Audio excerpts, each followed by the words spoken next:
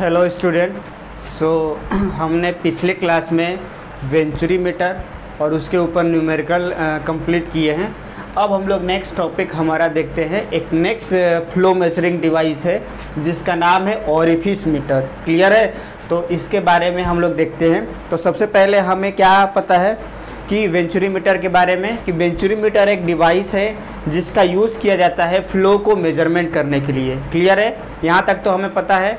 तो उसी के प्रिंसिपल के बेस पे ये ओरिफिस मीटर भी काम करता है। वहाँ पे हमारा क्या था कि हमने वेंचुरी मीटर को एक पाइप में फिट किया था और वो वेंचुरी मीटर में एक कन्वर्जिंग पोर्शन था, थ्रॉड था, और दूसरा आपका डाइवर्जिंग पोर्शन था।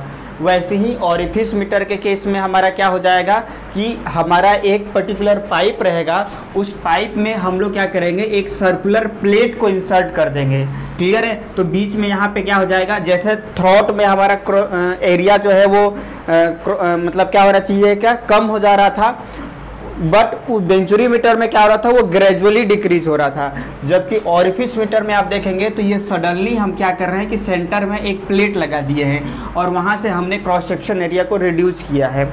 तो इसका भी सेम वही प्रिंसिपल है कि जैसे ही यहाँ पे हम क्रॉस सेक्शन एरिया को डिक्रीज करेंगे तो अगर यहाँ से फ्लो आएगा तो यहाँ पे क्योंकि प्रेशर ज़्यादा है और यहाँ पे प्रेशर कम हो जाएगा क्योंकि एरिया कम है, प्लस वेलोसिटी बढ़ जाएगा। तो इसके दोनों सेक्शन के बीच में हम प्रेशर को मेजरमेंट कर लेंगे और वो जो प्रेशरमेंट का मेजरमेंट करेंगे इन टर्म्स ऑफ हेड और प्लस कंटिन्यूटी इक्वेशन जो कि वेंचुरी मीटर में किए थे, उन दोनों को अप्लाई करेंगे तो वहाँ से हमारा अल्टीमेटली क्या निकल जाएगा, डिस्चार्ज निकल जाएगा। ठीक है? तो मतलब प्रिंसिपल क्या है, जो वेंचुरी मीटर का है वही सेम प्रिंसिपल है। तो चलिए हम लोग आइए इसका प्रिंसिपल देखते हैं। तो ओरिफिस मीटर का क्या प्रिंसिपल है? तो सबसे पहले इसका यूज किया जाता है फ्लो मेजरमेंट करने के लिए through the pipe and it is work on the same principle as the venturi meter. अब वेंचुरी मीटर का क्या मतलब कि प्रिंसिपल था कि क्रॉस सेक्शन एरिया रिड्यूस हो रहा था, तो जहाँ पे क्रॉस सेक्शन एरिया रिड्यूस हो रहा वहाँ प्रेशर डिफरेंस क्रिएट हो रहा था और उसी प्रेशर मेजरमेंट के डिफरेंस दो सेक्शन के बीच में जो डेवलप हो रहा है उसी का हेल्प से यूज़ करके हम लोग अल्टीमेटली क्या निकाल रहे थे, डिस्चार्ज निकालने की कोशिश कर रहे थे। क्लियर है? तो ये तो प्रिंसिपल जो वेंचुरी मीटर वाला है वही ओरिफिस मीटर का, ये हमने देख लिया। अब नेक्स्ट हम लोग इसका कंस्ट्रक्शन देखते हैं कि ओरिफिस मीटर में एक्चुअली क्या अरेंजमेंट किया जाता है। तो वेंचुरी मीटर में क्या हुआ था, एक कन्वर्जिंग सेक्शन था, थ्रॉड था, डाइवर्जिंग सेक्शन था। यहाँ पे क्या हो जाएगा, एक ओरिफिस मीटर होता है। मतलब ओरिफिस मीटर क्या, एक सर्कुलर प्लेट होता है जो पाइप के एक पर्टिकुलर पॉइंट पे हम लोग दोनों तरफ से इंसर्ट कर देते हैं। तो उससे क्या होता है कि ये पाइप के कॉन्सेंट्रिक रहता है। कॉन्सेंट्रिक मतलब कि पाइप के साथ ही मतलब कि पाइप के जो क्या बोलना चाहिए कि अगर ये पाइप का ये वाला मतलब कि क्या बोलना चाहिए, सेंटर लाइन है, उसी के अबाउट ही ये हमारा कॉन्सेंट्रिक प्लेट होता है। क्लियर है? तो a orifice meter is consist of concentric plate which a circular hole called orifice meter. और ये जो होल होता है इसी को हम लोग क्या बोलते हैं, ओरिफिस बोलते हैं। तो ये जो ओरिफिस होता है, जो हमारे पाइप का जो एक्सिस होगा उसके कॉन्सेंट्रिक होता है। और ये ओरिफिस मीटर क्या करता है, मतलब कि जो डायमीटर होता है वो जनरली पाइप के डायमीटर का हाफ लिया जाता है। क्लियर है? तो कंस्ट्रक्शन में बस ज़्यादा कुछ नहीं है।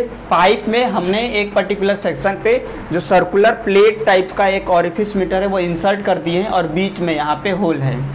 अब देखिए, अब हम लोग इसका मेन देखते हैं कि मेजर क्या वर्क है। तो जो इसका मतलब कि अल्टीमेटली अब यहाँ तक हमने कंस्ट्रक्शन देख लिया, ये डायग्राम बना लेंगे।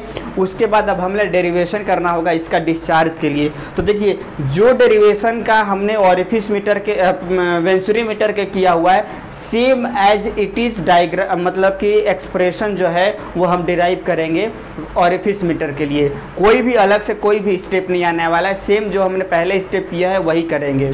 तो सबसे पहले हम लोग क्या मान लेंगे कि पॉइंट ए के ऊपर में अगर ये सेक्शन 1 है तो इस सेक्शन 1 पे जो प्रेशर है वो P1 है, वेलोसिटी V1 है और यहाँ का एरिया A1 है। और ये जो ओरिफिस मीटर है यहाँ का जो है उसके करस्पॉन्डिंग P0 प्रेशर है, V0 वेलोसिटी है और A0 एरिया है। तो अब देन अगेन आप बर्नौलीज थ्योरम यहाँ पे लगा लीजिए। तो बर्नौलीज थ्योरम जब आप लगाएंगे तो क्योंकि प्लेट क्या है, हॉरिजॉन्टल है, तो दोनों सेक्शन यहाँ पे जो डेटम से जो भी हाइट होगा, यहाँ पे जो डेटम से हाइट होगा, दोनों सेम हो जाएगा। तो इस बेसिस पे हमारा क्या निकल जाएगा, जो प्रेशर डिफरेंस हुए वो वेलोसिटी के टर्म्स में यहाँ पे हम लोग लिख लेंगे। उस केस में क्या आ रहा था, यहाँ पे V2 आ रहा था, यहाँ पे हमारा क्या आ रहा है, V0 आ गया। क्लियर है? तो V0 square minus V1 square upon 2G। Then again अब हम लोग क्या करते हैं, यहाँ पे इसको आप लोग नोट डाउन कर लीजिए, यहीं पे इसको आगे कंटिन्यू कर लेते हैं। तो होप नोट डाउन कर लिए होंगे। तो यहाँ पे हम लोग क्या करते हैं, कंटिन्यूटी इक्वेशन लगा देते हैं। तो जब हम लोग कंटिन्यूटी इक्वेशन लगाएंगे तो क्या हम जानते हैं कंटिन्यूटी इक्वेशन से, कि जो Q होता है इक्वल टू क्या होता है हमारा A1, Q इक्वल टू हमारा हो जाएगा A1 V1 equal to A0 V0 आ जाएगा। तो यहाँ में से किसी भी एक को, या तो V0 या फिर V1, तो मान लेते हैं कि हम लोग V1 को तो A0 के टर्म्स में पुट कर देंगे। तो ये हमारा क्या हो जाएगा, V1 equal to A0 upon A1 into V0। अब इसकी वैल्यू को हम लोग इक्वेशन नंबर 1 में पुट कर देते हैं। पुटिंग इन इक्वेशन 1, तब हमें क्या मिलेगा, तो H इक्वल टू हमें मिल जाएगा V0 स्क्वायर माइनस V1। तो V1 मतलब क्या, A0 अपॉन A1 का whole square into V0 square upon 2G। Clear है? तो अब यहाँ से और क्या हम लिख सकते हैं, H इक्वल टू, अगर मैं V0 स्क्वायर को कॉमन ले लूँ तो हमें मिल जाएगा क्या, 1 minus A0 square minus A1 square, यही मिलने वाला है। और अगर हम इसको और फर्दर सॉल्व करें तो ये हो जाएगा A0 square upon 2G A1 square minus A0 square divided by A1 का स्क्वायर, ये हमें मिल जाएगा H की वैल्यू। अब अगर मुझे V0 की वैल्यू कैलकुलेट करना होगा कि यहाँ से हमें ऑरिफिस मीटर के ऊपर में हमें क्या वेलोसिटी मिल रहा है, अगर ये कैलकुलेट करना हो तो हम क्या लिख सकते हैं, V0 square equal to root 2GH, ये 2GH यहाँ पे हो जाएगा मल्टीप्लाई बाई एरिया A1 का स्क्वायर डिवाइडेड बाई A1 का स्क्वायर माइनस A0 का स्क्वायर, यही हमारा वेलोसिटी होगा। और अगर हम इसका रूट टर्म हटा लें तो हमारा अल्टीमेटली V0 क्या हो जाएगा, A1, ये रूट कहाँ से अभी आ गया, अभी नहीं आएगा, अभी जब लगाएंगे तब आ जाएगा, into root 2GH divided by A1 का स्क्वायर माइनस A0 का स्क्वायर, और ये रूट में रहेगा हमारा। क्लियर है? तो ये हमारा एक फाइनल, इसको मैं आपको क्वेश्चन नंबर 2 दे दूंगा। तो हमें फाइनल वेलोसिटी यहाँ पे हमें कैलकुलेट हो गया। अब अल्टीमेटली हमें क्या निकालना है, डिस्चार्ज निकालना है। तो डिस्चार्ज क्या होता है, डिस्चार्ज Q इक्वल टू हो जाएगा A0 इंटू V0। तो अल्टीमेटली हमारा डिस्चार्ज क्या हो जाएगा, A0 A1 root 2GH divided by root A1 का स्क्वायर माइनस A0 का स्क्वायर। क्लियर है? तो ये जो हमारा डिस्चार्ज है हमने क्या कंसिडर किया हुआ है कि कोई लॉस नहीं है, तो ये हमारा थ्योरेटिकल डिस्चार्ज है। और अगर यही Q एक्चुअल अगर हमें निकालना होगा तो वो क्या हो जाएगा, CD इंटू Q थ्योरेटिकल।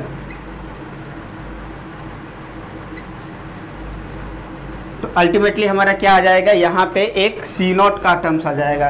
तो उसको मैं कहाँ पे लिख लूँ, हाँ ये एक्चुअली एडवांटेज बचा हुआ है, इसको मैंने एक्सप्लेन नहीं कर पाया था, इसलिए इसको मैं रफ नहीं कर रहा हूँ। तो Q एक्चुअल हमारा क्या आ जाएगा, CD इंटू A0 वैल्यू, मतलब कि जो वेंचुरी मीटर के लिए Q की वैल्यू आया था वही हमारे यहाँ पे मिल जाएगा। तो क्या हो जाएगा, CD A0 A1 root 2GH divided by root A1 का स्क्वायर माइनस A0 का स्क्वायर। तो इसको आप लोग क्या कर सकते हैं, सर्कल कर सकते हैं कि यही हमारा फाइनल डिस्चार्ज का जो है वो डेरिवेशन आएगा।